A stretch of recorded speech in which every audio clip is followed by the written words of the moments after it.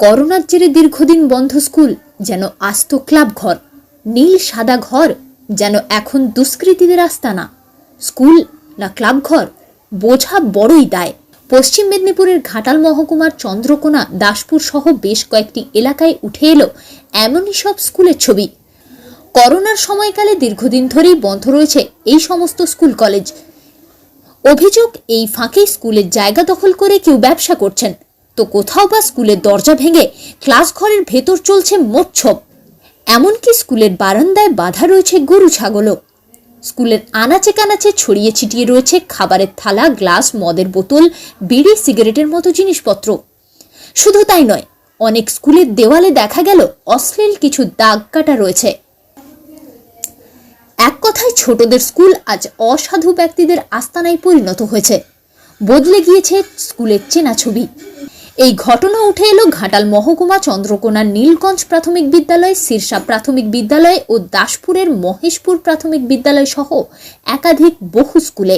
এলাকার বিশিষ্টজনেরা বিষয়টি তীব্র নিন্দা করেছেন।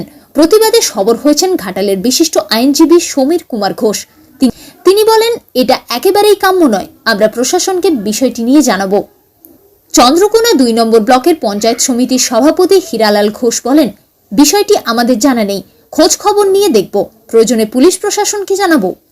এই করোনা আবহে সংকটময় মুহূর্তে শিক্ষা প্রতিষ্ঠানে এই ধরনের আড্ডাখানা বা এই ধরনের মদের আসর, এটা অত্যন্ত নিন্দনীয় ঘটনা। এটা সম্পূর্ণভাবে অনভিপ্রেত ও অনাকাঙ্ক্ষিত। এই ধরনের খবর আমার কাছে নেই। তোমাদের কাছে যেহেতু খবর আছে, তো আমাদের কাছে নির্দিষ্টভাবে অভিযোগ এলে অভিযোগ খতিয়ে দেখা হবে। আর যেহেতু আমার মনে হচ্ছে গতকাল থেকে আজকে প্রাকৃতিক বিপর্যয় আছে, সেক্ষেত্রে হয়তো স্বাভাবিকভাবে পরিত্যক্ত, এখন তো মানে দরজা খোলা উন্মুক্ত স্কুল তো কোথাও নেই। সব জায়গায় বাউন্ডারি ওয়াল দেওয়া আছে অধিকাংশ স্কুলের ক্ষেত্রেই, এবং সব জায়গায় কিন্তু সুরক্ষিত জায়গায় আছে সেখানে, এবং প্রতি মাসে মিড ডে মিলও কিন্তু দেওয়া হচ্ছে সময় মতো। সেই ক্ষেত্রে এরকম একদম অরক্ষিত স্কুল, যে স্কুলের ভেতরে মদের আসর, গরু বাছুর বাঁধা, ছাগল বাঁধা, এগুলো তো আমার মনে হয় অভিযোগের কতখানি সামর্থ্য আছে আমার সন্দেহ আছে। তবুও যখন অভিযোগটা এলো, অবশ্যই প্রশাসনিকভাবে আমরা পঞ্চায়েত সমিতি বা বিডিও অফিস থেকে সকলেরই এখন একটাই প্রার্থনা, দ্রুত সুস্থ হোক পৃথিবী, আবারও সব স্বাভাবিক হোক, দ্রুত বদল হোক স্কুলের এই হেন জঘন্য ছবি। Bureau report, Times Bangla.